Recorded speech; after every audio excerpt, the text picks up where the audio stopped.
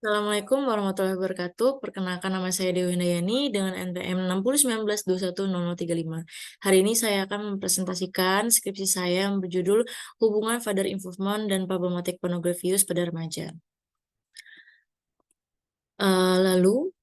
Remaja adalah masa eksplorasi dan eksperimen seksual, masa berfantasi, dan realitas sosial, serta masa menggabungkan seksualitas ke dalam identitas seseorang. Makanya KPAI melakukan survei yang dilakukan pada 2.812 pelajar memiliki hasil sebesar 60% dari pelajar sudah mengakses pornografi. Nah, hal ini sangat membahayakan jika dilakukan secara terus-menerus menonton pornografinya karena akan berdampak psikis yang dapat mempengaruhi konflik intrapersonal dan interpersonal. Nah, dalam penelitian Hardani bahwa pornografi itu mempengaruhi father attachment. Makanya itu ayah itu memiliki peran penting dalam proses pengembangan remaja dan dapat mempengaruhi perilaku anak khususnya pada perilaku delinkuan atau menyimpang. Pada penelitian ini saya menggunakan dua alat ukur. Yang pertama Problematic Pornography Consumption Scale 6A yang biasa disebut dengan PPCS 6A yang disusun oleh Obote tahun 2021 yang terdiri dari 6 dimensi yaitu silence, mood modification, conflict, tolerance, relapse, and withdrawal. Dan jawaban dari dalam skala ini terdiri dari 5 poin skala Likert. Yang kedua ada alat ukur Father Involvement Scale yang disusun oleh Finlay tahun 2004. Alat ukur ini itu bentuk dari pengembangan alat ukur dari Hawkins tahun 1999. Jadi alat ukur ini terdiri dari dua subskala yaitu reported dan desire. Pada subskala reported itu terdiri dari 3 dimensi yaitu ekspresif, instrumental, dan mentoring atau advising. Pada subskala desire terdiri dari 2 dimensi yaitu ekspresif dan instrumental. Nah, pada alat ukur kedua ini itu masih dalam bahasa Inggris. Lalu saya melakukan translasi dan diperiksa oleh ahli bilingual bahasa Inggris dan bahasa Indonesia. Selanjutnya saya melakukan pengujian kepada 3 seorang ahli pada alat ukur PPCS dan 4 orang ahli pada alat ukur FVS. Selanjutnya saya melakukan uji keterbacaan pada 10 responden yang sesuai dengan kriteria. Dan terakhir, saya melakukan tahap uji coba atau pilot study kepada 76 remaja untuk melihat validitas dan reliabilitas alat ukur yang akan saya gunakan sebelum melakukan field study. Lalu, hasil uji coba validitas pada pilot study ini, itu menggunakan korelasi Pearson Product Moment, itu hasilnya itu dapat diterima. Karena R hitung itu lebih besar dari R tabel, maka item tersebut dinyatakan valid. Selanjutnya, pengujian reliabilitas pada alat ukur PPCS dan FVS menunjukkan bahwa setiap dimensi memiliki nilai alfa Cronbach lebih dari 0,70. Hal ini dapat menunjukkan bahwa alat ukur keduanya dapat digunakan untuk melakukan pengolahan data. Nah, sebelum melakukan pengolahan data, saya melakukan penghitungan atau penentuan jumlah sampel pada penelitian ini. Saya menggunakan tabel Krejci. Lalu pada populasi remaja itu yang menonton pornografi itu terdapat 60% dari 2.812, jadi N-nya itu ada 1.687.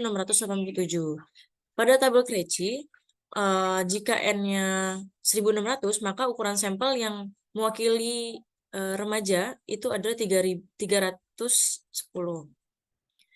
Selanjutnya, dalam pelaksanaan penelitian, langkah yang pertama kali saya lakukan yaitu pengambilan data. Nah, pengambilan data, saya menggunakan kuesioner online melalui Google Form. Selanjutnya, saya menyebarkan kuesioner tersebut melalui platform online seperti Instagram, Facebook, Twitter, dan WhatsApp. Selain itu, juga saya mendatangkan sekolah-sekolah untuk menyebarkan link Gform kepada responden, dan juga saya meminta bantuan kepada guru-guru di sana untuk menyebarluaskan link tersebut. Selanjutnya, data terkumpul sebanyak 355 partisipan dan terdapat 26 partisipan yang terseleksi. Jadi, total akhirnya ada 329 partisipan. Lalu, saya melakukan uji asumsi menggunakan Kolmogorov-Smirnov. Terdapat data residual, diketahui bahwa nilai signifikan residual sebesar 0,00, yaitu lebih kecil dari 0,05. Hal ini berarti data residual penelitian itu terdistribusi secara normal. Maka analisis statistik yang akan digunakan yaitu statistik non-parametrik, yaitu Spearman Rank Correlation Coefficient. Jadi pada uji statistik ini meraih skor sebesar 0 pada Father Involvement Scale reported sebesar 0,931 terhadap Pornografius. Hal ini berarti tidak terdapat hubungan yang signifikan antara problematik Pornografius dengan Father Involvement Scale reported. Kemudian pada Pornografius terhadap Father Involvement Scale Desire juga memiliki nilai kurang lebih dari 0,05. Hal tersebut juga diketahui tidak ada hubungan signifikan antara problematik Pornografius dengan Father Involvement Scale Desire. Selanjutnya, saya melakukan uji kategorisasi. Pengkategorian dilakukan dengan melihat nilai mean dan standar deviasi dari masing-masing variabel. Kategorinya terdiri dari rendah, sedang, dan tinggi. Yang di sebelah kanan itu gambar pertama itu gambaran Pornografius, gambaran dari uji kategorisasi. Terdapat presentasi tertinggi pada gambaran Pornografius, yaitu pada kategori rendah. Hal ini membuktikan bahwa gambaran Pornografius pada partisipan itu rendah. Selanjutnya, gambaran reported Father Involvement itu meraih presentasi tertinggi yaitu pada kategori tinggi, yang artinya gambaran Father Involvement terhadap partisipan itu tinggi. Sama juga dengan halnya desire Father Involvement. Selanjutnya, kesimpulan dari penelitian ini yaitu tidak terdapat hubungan yang signifikan antara problematik Pornografius dengan Father Involvement pada remaja. Lalu terdapat diskusi dalam penelitian ini. Yang pertama, itu hasil dari penelitian Haidar yang mengungkapkan bahwa terdapat faktor lain yang dapat menyebabkan remaja itu menonton tayangan pornografi, seperti kurangnya perhatian dari pendidikan agama oleh keluarga, itu tidak yang ayah. Lalu pengaruh lingkungan yang tidak baik, tekanan psikologi yang dialami remaja, dalam keadaan ini tuh anak remaja khususnya ya dapat mudah menerima pengaruh negatif daripada nasihat positif seperti video pornografi.